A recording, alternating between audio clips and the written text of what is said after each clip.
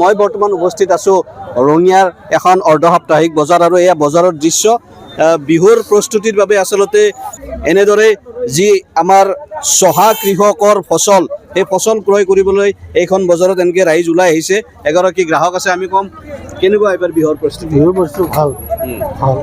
বস্তুৰ দাম কেনেকুৱা বস্তুৰ দাম থাকিবই আৰু বস্তুবিলাক কমি গৈছে জহৰ পাল্লা হ'ল 600 টকা আৰু বন্নি হ'ল 400 টকা এইবিলাক আৰু কেনেকুৱা প্ৰস্তুতি কিদৰে হ'ব এইবাৰ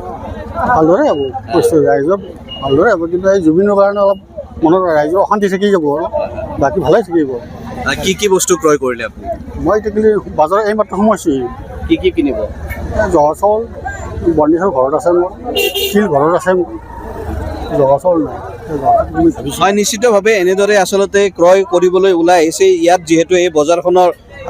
বিভিন্ন কৃষক আচলতে বিভিন্ন ভিতৰুৱা অঞ্চলৰ কৃষক ইয়াত ওলাই আহে দাদা বিহুৰ প্ৰস্তুতি কেনেকুৱা এইবাৰ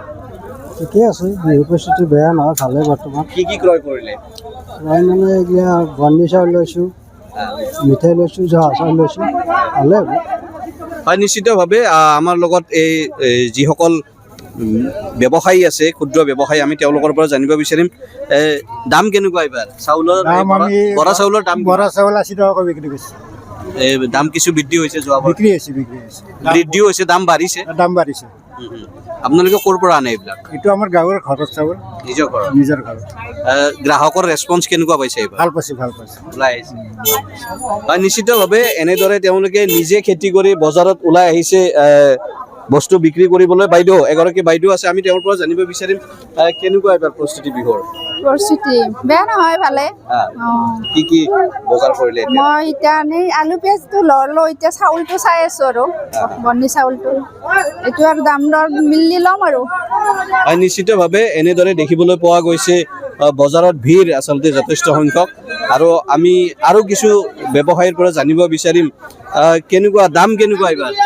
এইবাৰ দাম 110 টকা কি চাউল জহা 110 টকা বৰা চাউল 70 টকা বাঢ়িছে আৰু পাইকাৰী দাম অলপ বাঢ়িছে নিশ্চিতভাৱে কিছু দাম বাঢ়িছে যদিও যিহেতু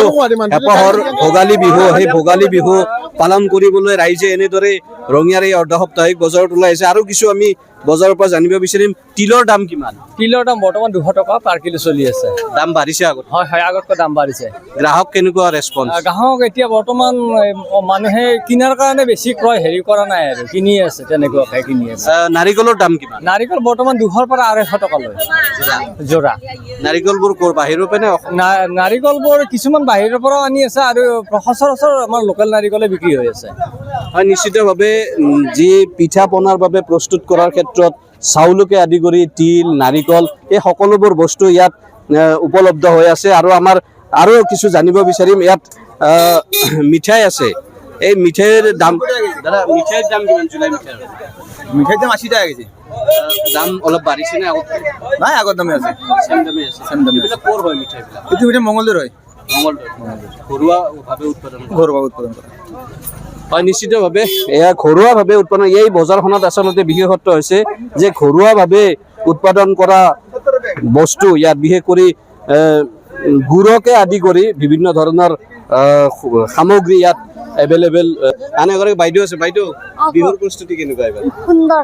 সুন্দৰভাৱে চলি আছে বজাৰ কি কৰিলে আপুনি কৰিব আহিছো আৰু এই গুড়া খুন্দাৰ কাৰণে চাউল লৈছো আৰু জহা চাউল ল'ম আৰু বনি চাউল ল'ম এনেকৈ ল'ম আৰু কি বনাব এবাৰ বিহু চব লাৰু পিঠা সান্দহগুড়ি মুড়িৰ লাৰু গুড়াৰ লাৰু চব বনাম ইয়াত মানে ঘৰুৱাভাৱে উৎপাদন কৰা সামগ্ৰী পায় আৰু বস্তু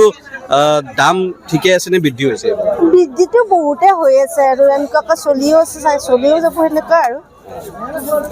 নিশ্চিতভাৱে আচলতে